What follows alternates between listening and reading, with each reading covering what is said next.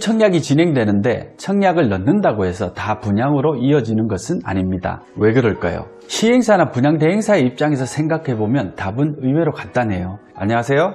행복한 부자가 되고 싶으세요? 이너프입니다. 얼마 전 지식산업센터의 오피스와 기숙사에 대한 영상을 찍고 많은 분들로부터 다양한 질문을 받았습니다. 하나하나 답변을 드리자니 밑도 끝도 없는 것 같아 지식산업센터 분양 잘 받는 방법과 향후 지식산업센터의 투자 전망에 관한 영상을 준비했습니다. 대출금리에 관한 영상에서도 말씀드렸지만 기준금리가 얼마인지 보다 더 중요한 것은 내가 어떤 조건으로 대출을 받을 수 있냐는 현실적인 문제입니다. 지식산업센터에 대한 투자도 마찬가지입니다. 결국 여러분이 어떻게 하면 남들보다 좋은 물건을 분양받을 수 있는지가 중요한 거죠. 지금까지 아무도 알려주지 않았던 내용들을 다룰 예정이니 궁금하신 분들이라면 끝까지 봐주시기 바랍니다. 전문 투자자들은 돈과 시간 그리고 정보가 많은 반면 실제 사업을 하시는 분들이나 초보 투자자들은 돈, 시간, 정보 모두 부족한 경우가 많습니다. 그래서 투자 가치가 있는 부동산은 항상 전문 투자자들의 몫이죠. 안타깝지만 그게 현실이에요. 왜 일반 투자자들은 좋은 지식산업센터를 최초 분양받기 쉽지 않은지에 대해 지금부터 하나하나 살펴보도록 하겠습니다.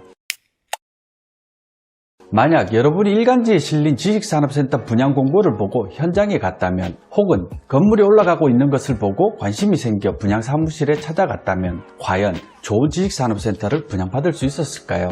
만약 그럴 수 있다고 믿고 계신 분이라면 아주 순진하신 겁니다. 괜찮은 현장의 경우 이미 분양이 끝났을 가능성이 높습니다. 일부 남아있더라도 주변 건물에 가려 빛이 들어오지 않는 호실들 또는 사람들이 꺼리는 호실들만 듬성듬성 남아있을 가능성이 큽니다. 아파트에 비유하자면 로얄동, 로얄층은 이미 다 빠져나가고 없다는 뜻입니다. 그래도 실입주자의 입장에서 꼭 매수하고 싶은데 좋은 호실이 없는 경우라면 어떻게 해야 할까요? 나쁜 위치의 자녀 호실을 분양받는 것보다는 프리미엄 수준이 적정하다면 그걸 지불하고서라도 좋은 층, 좋은 호실을 전매 받으시는 것이 장기적으로 봤을 때는 더 나을 수도 있습니다. 부동산은 한번 매수하면 위치를 바꿀 수 없기 때문이죠. 그렇다면 프리미엄을 지불하지 않고 지식산업센터를 분양받기 위한 최적의 타이밍은 언제일까요? 일반적으로 시행사는 부지 매입 후 사업 설계 단계에서 분양가를 결정하기 위해 시장조사에 나서게 됩니다. 주로 인근 부동산 중개업소들을 상대로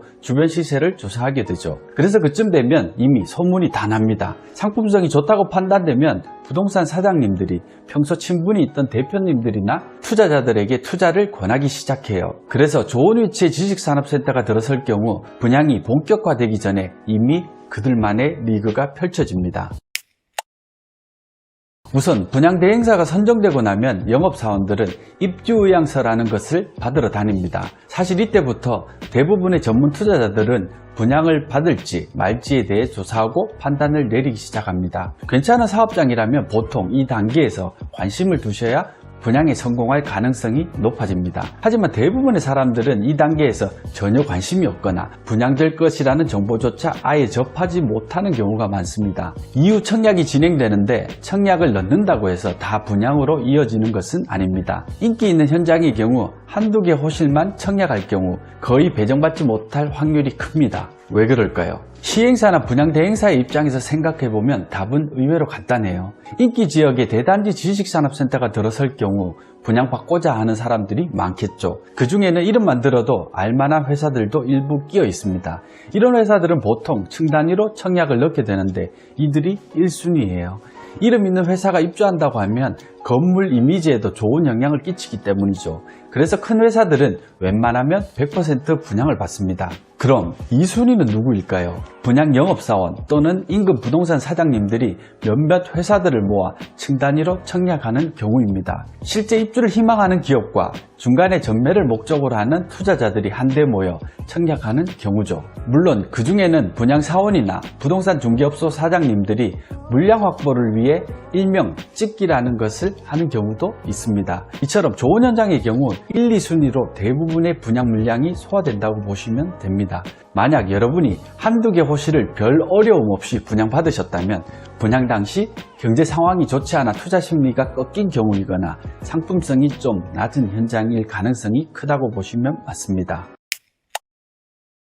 시행사나 분양대행사 입장에서는 한두 개 호실을 분양받으려는 사람들보다 한 개 층 이상 청약하는 곳에 물량을 배분하는 것을 선호할 수밖에 없어요. 같은 층이라도 좋은 호실이 있고 좀 빠지는 호실이 있는데 대부분의 개인들은 좋은 호실에만 배정받길 원하고 그런 호실에만 쏠립니다. 그래서 좀 위치가 빠지는 곳은 미분양으로 남게 될 가능성이 크죠. 반면 층 단위로 청약하는 곳에다가 배정을 주고 나면 미분양을 신경 쓸 필요가 전혀 없어요. 절차도 간단하고 얼마나 좋은데 굳이 개인들에게 한 호실 한 호실 분양을 하겠습니까? 그렇다면 한두 개 호실만 필요한 실수요자들이나 투자자들의 경우 좋은 지식산업센터를 분양받는 것이 아예 불가능할까요?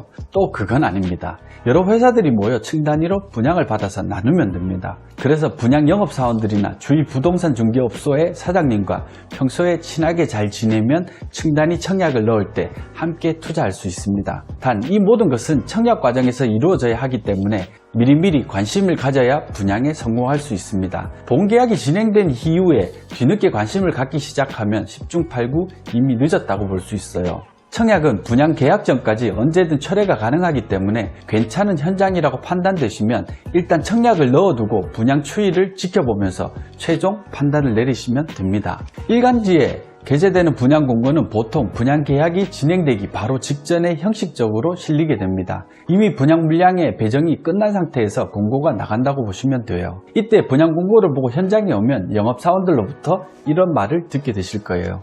워낙 인기가 많은 현장이다 보니 이미 분양은 완료되었고 전매 물량이 곧 나올지도 모르니까 연락처를 남겨주시면 따로 연락드리겠습니다. 그렇게 전매를 받게 되면 어느 정도 웃돈을 주셔야 한다고 보시면 돼요.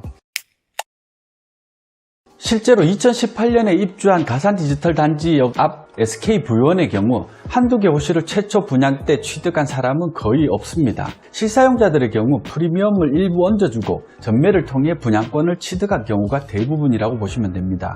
청약 경쟁률이 워낙 높았기 때문에 층 단위로 청약한 곳에 대부분의 물량이 배정되었기 때문입니다. 초역세권의 대단지 사업장이었음에도 불구하고 분양 당시 평당 700만 원대의 분양가는 고분양가의 논란도 있었습니다. 그런데 지금 시세는 1천만 원이 훌쩍 넘어갔어요. 땅값이나 건축비, 인건비 등은 꾸준히 오르기 때문에 신규로 분양하는 곳은 분양가가 높아 보이기 마련입니다. 하지만 시간이 지나면 과거의 분양가가 아주 저렴해 보여요. 토지 가격이 크게 떨어지지 않는 이상 분양가는 계속 오를 수밖에 없기 때문이죠. 부동산 투자를 잘하려면 주변 부동산 사장님과 친하게 지내야 한다는 말이 있죠. 저도 그 말에는 어느 정도 동의합니다. 물론 아주 좋은 물건은 부동산 사장님 몫이에요. 사람이라면 누구나 자기 자신이 먼저이기 때문에 그건 당연한 거예요.